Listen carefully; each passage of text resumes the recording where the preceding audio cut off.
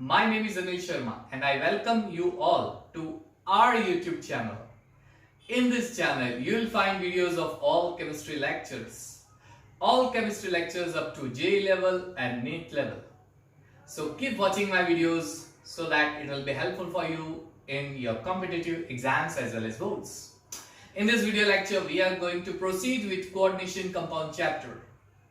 Today we are going to have a look over the limitations and exceptions of valence bond theory, and thereafter we'll move on to crystal field theory.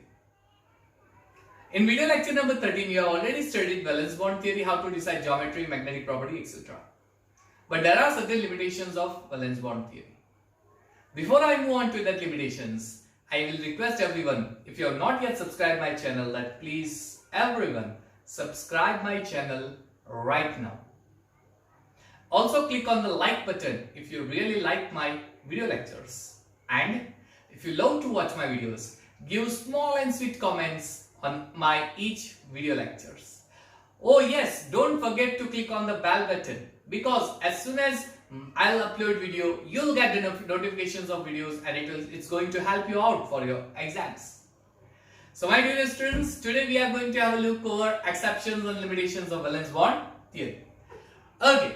There are certain exceptions and limitations of valence bond theory. Valence bond theory could not explain many of the things of complex salts. Yes. So which are those limitations of valence bond theory? We are going to see one by one compound in which we will find the exceptions which cannot be explained on the basis of valence bond theory. Right? Let's see exception number 1. Exception number 1, it's Cu and H3 4 plus 2 I. First of all, I'll explain if we apply valence bond theory over here, then what's going to be the geometry of complex, and then we'll see that exactly that's not the thing which can be explained over here. Experimentally, we got some different things. Yes. So first of all, applying valence bond theory. Fine. Copper ion Cu plus 2. First of all, you need to write electronic configuration of copper. So what is the electronic configuration of copper? The atomic number of copper is 29. So electronic configuration will be argon 3d10 4s1. Now in this complex, the oxidation state of copper is Cu plus 2. Hence, remove 2 electrons from its outermost shell. 1 electron from 4s, 1 electron from 3d. Hence, it's going to be 3d9 4s0. So I'll write electronic configuration in the box pattern, right? Electronic configuration in your box pattern. 1, 2, 3, 4, and 4s and 4p. Clear? Fine. After 4p, we'll have a 4d orbital 2. Okay, there are 9 electrons in 3d orbital of Cu plus 2. So 1, 2, 3, 4, 5, 6, 7, 8, and 9. Is that clear? Fine. Now, ammonia is a ligand over here. It needs the vacant d orbital or s orbital or p orbital of metal copper so that it can share its lone pair of electron to the vacant orbital. So the question arises, what is the type of hybridizations that takes place over here? Now, NH3 being a stronger ligand, it can try to make this lone pair of electron pair with some other lone pair of electron. But hey, there are some problems over here. You can see that there is only one unpaired electron in this case. Rest all the electrons are paired 1. All the electrons are paired 1. Now, experimentally it was found that CuNH3 4 plus 2 is your square planar geometry. It was found from your X-ray studies. So X-ray studies suggest that this complex is square planar, and if the complex is square planar, we should have hybridization dsp2. So as per this dsp2 hybridization, 1 orbital of 3d, 1 orbital of 4s, and 2 orbital of 4p should be vacant. 1 orbital of 4s, it's vacant. 2 orbital of 4p, it is also vacant. The only case is of 1 orbital of 3d. We don't have any vacant 3d orbital. So what shall we do? To make it vacant, we should jump this electron to the outer 3 orbital higher energy level. Hence it can become dsp2 hybridization over here. But wait, there is some problem over here. Yes, when you move this one electron to the higher energy level, it is far away from the nucleus and it is the outermost orbital over here. Being outermost orbital and higher energy level, copper will lose one electron easily. Now in this case, copper is already plus 2. It's already plus 2 ion. If I shift one electron to the higher energy level, the bonding with the nucleus of copper will be weaker. So copper will lose one electron easily. Right? It loses electron easily. Hence it can become Cu plus 2 to Cu plus 3. But we know that Cu plus 3 is not at all possible. Why? Cu plus 3 is a good reducing agent. Right? Cu plus 3, it's a good oxidizing agent. It can gain electron easily and convert to Cu plus 2 rather than forming Cu plus 3. We don't have compound with oxidation state Cu plus 3. So, hence we can say that this one electron can't be jumped over here. We cannot jump one electron over here. If I cannot jump one electron over here, what would be the type of hybridization? Scientists suggested that the type of hybridization should be sp2d. One orbital of s, two orbital of p, and one orbital of d. It should be sp2d. Why can't be sp3? Because experimentally it is found that if it is sp3, it is tetrahedral, but we got square planar. So sp3 is not at all possible. Students might think this thing, that one orbital of s is vacant and 3 orbital of p is vacant, so it should be sp3. If it is sp3, it will be tetrahedral, but experimentally it was observed that it's a square planar. So sp3 is not possible. There is only one case possible, sp2d. They suggested. Is it correct? We don't know. We'll answer in crystal field theory. So guys, this is the exception case of valence bond theory. Valence bond theory will not explain the complete theory of this complex. We are not getting proper idea about hybridizations. Valence bond theory do not give the proper explanation of hybridizations. This is the case, exceptional case. Understand it carefully. It's very important for you. Very, very important for you. Are you getting me? Number 1. Let's take number 2. The complex of nickel. It was found experimentally that nickel ion in its plus 2 oxidation state will have diamagnetic property. It was found experimentally that it should have theoretically it should have diamagnetic property. Theoretically. Let's see. Nickel, the atomic number is 28. Hence electronic configuration will be 3d8,4s2. When it forms nickel plus 2, it loses 4 electron from the outermost 4s orbital, forming 3d8. So there are 8 electrons. Now if I write in the box form, it will be 1, 2, 3, 4, 5, 6, 7, 8. 4s, 4p, etc. Nickel having coordination number 4. What would be the geometry? Now the geometry is quite clear. One electron of nickel will jump over here, forming a pair. Hence, the type of hybridization should be dsp2. It will form dsp2 hybridization, square planar, and diamagnetic property. Right? But wait over here. Some cases are going to come right now. In some of the complex, these 2 electrons are not pairing with each other. It's not possible. We cannot pair these 2 electrons together. Hence, the hybridization will not be dsp2. It will be sp3. So, nickel plus 2 can even form sp3 hybridization, tetrahedral geometry, paramagnetic substance. Let's take one example. If I talk about NiCN4 2 minus. In this case, nickel will form plus 2 ion. Cn being stronger ligand, it will form a pair over here. Hence forming dsp2 hybridization. Thus, the geometry will be square planar. This is your case number 1. Square planar geometry. All electrons are paired. It is diamagnetic. Case number 1. Whereas in case number 2, let's take an example. Nickel PPH3 thrice, right? And Cl2 amine, right? Triphenylphosphine. This is your triphenylphosphine. Tris triphenylphosphine. Tris triphenylphosphine. So dichloridor tris triphenylphosphine nickel. This is the complex. Now in this complex, nickel will form electronic configuration similar like this. Nickel in its ground state will have 8 electron in this 3d orbital, right? And 2 electron in the 4s orbital. 4b orbitals are vacant orbital. Now in this case, the primary valency of nickel is +2. If you don't know how to find primary valency, watch my video lecture number 2, video lecture number 3. It will helpful for you to find out primary valency, right? If you don't know how to find this geometry hybridization, watch my video lecture number 13. I already explained about valence bond theory. In that, how can we find hybridization? How can we write the geometrical shape? How can we find geometrical shape, etc.? You can find that one. It will be helpful for you. So, but first of all, watch my video lecture number 13.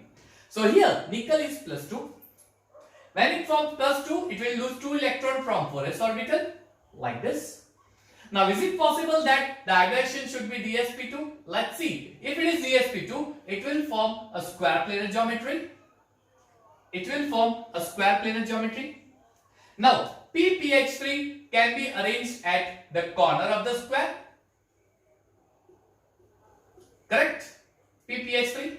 And Cl will be over here. Cl,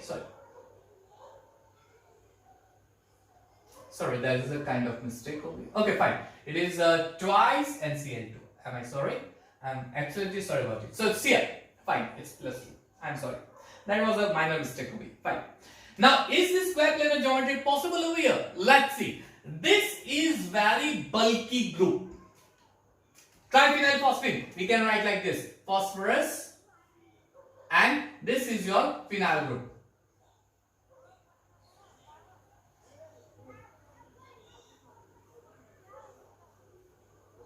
This is your phenyl group, triphenyl. Now you can see it's quite bulky group, a very big group over here. Very big group over, and these big groups come closer to each other over here. Second thing, nickel is very small atom, it's of 3D series. Being a small atom of 3D series and the bulky groups are attached with the small atom, nickel can't hold these two in the corner of the square. It's not possible for nickel to hold these two bulky group at the corner of the square. It will get triple and it will become unstable. Thus, the square planar geometry over here is not at all possible.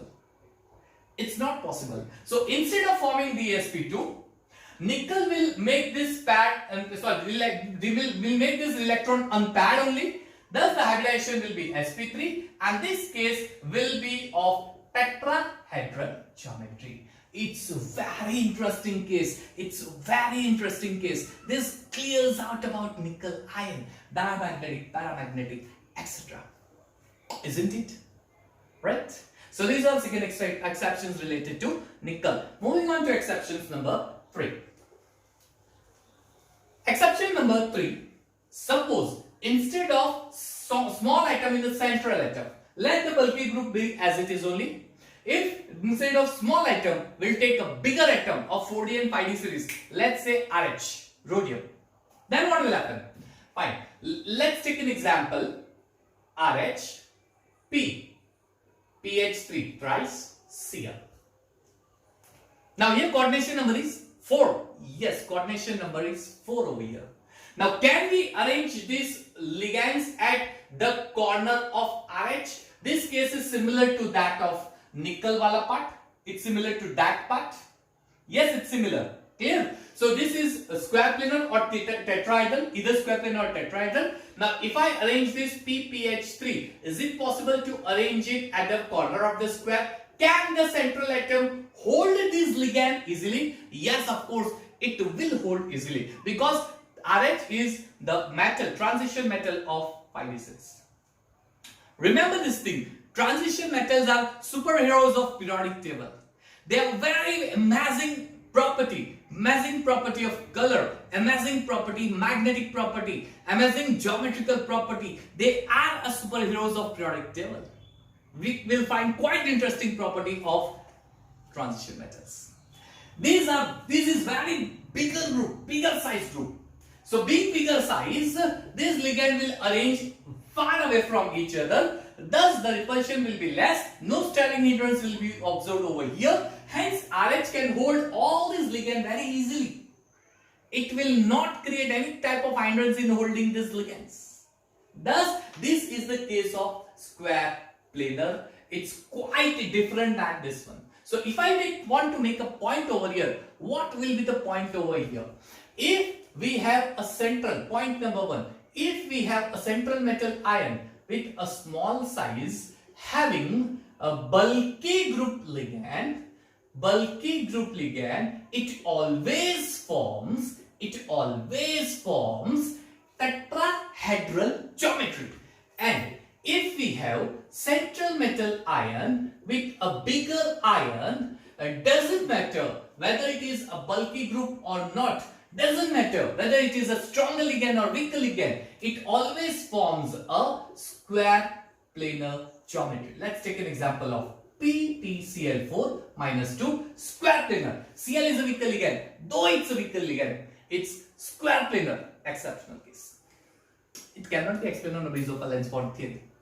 It cannot be explained on the basis of valence bond theory.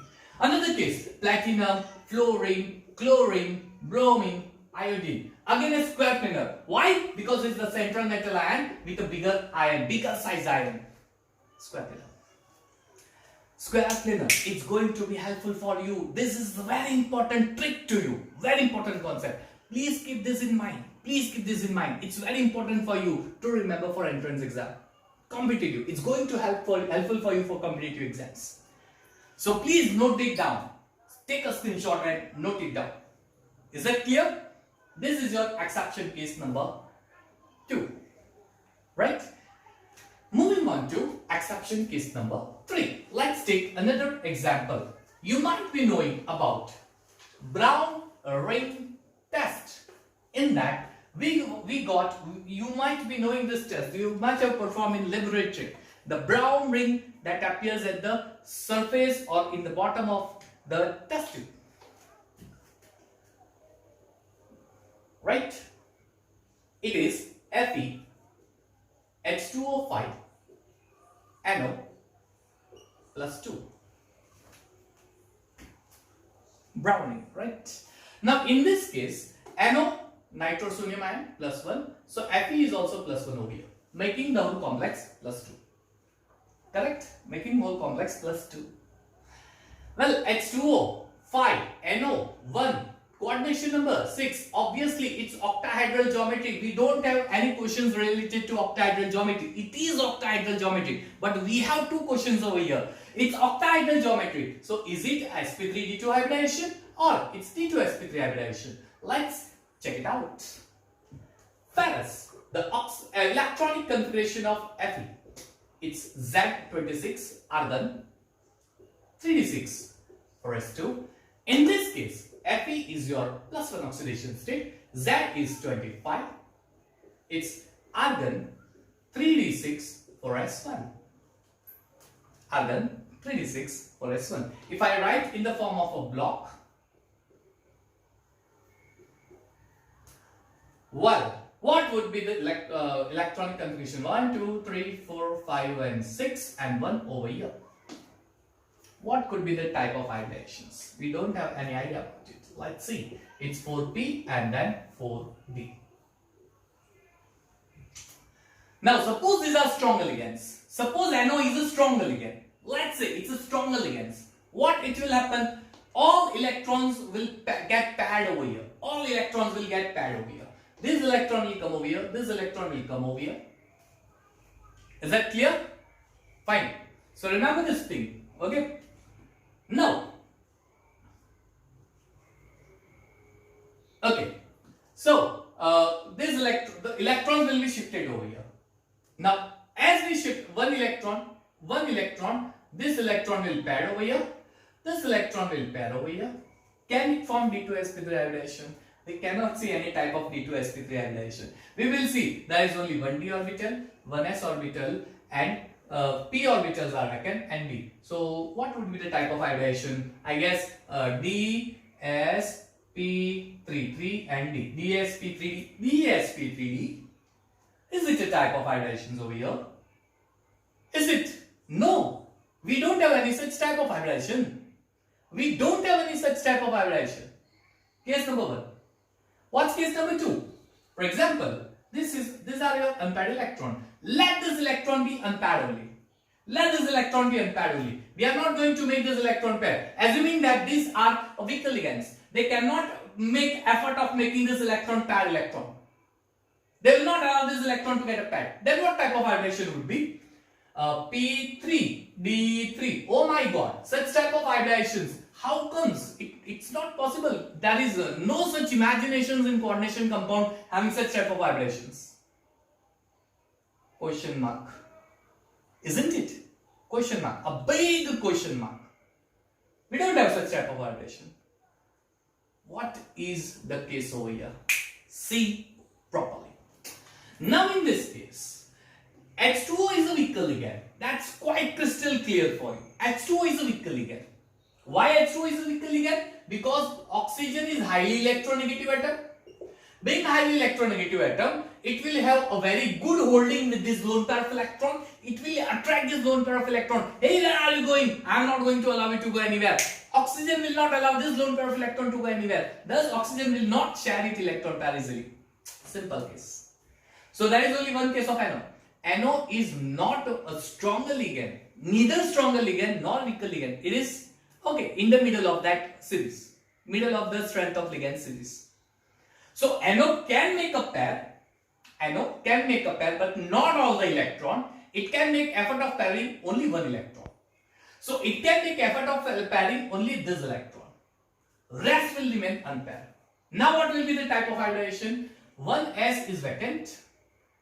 3p is vacant, sp3 4 and d2. Hybridization is sp3d2, sp3d2 hybridization, octahedral. It's a quite amazing concept. Quite amazing concept. Quite amazing concept. Exceptional case. Highly exceptional case. Are you getting me? Remember all these things. These are exceptions of valence bond theory. VB theory. Exceptions of VB theory. Fine. Let's move on further.